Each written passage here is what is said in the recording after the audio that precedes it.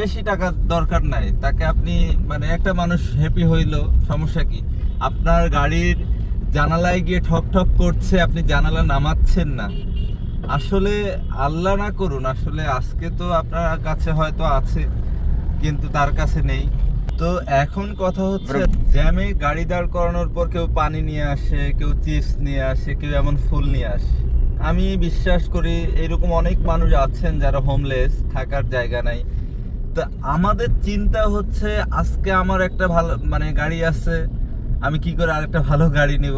আজকে আমার যে বাড়ি আছে, ফ্ল্যাট আছে, আমি কি করে ডুপ্লেক্স করবো, এগুলো হচ্ছে আমাদের চিন্তা চেতনা। কিন্তু এই মানুষগুলো শুধু সার্ভাইভ করতে চায়। কেউ শখ করে পরিশ্রম করে না, শখ করে কেউ ফেরিওয়ালা হয় না।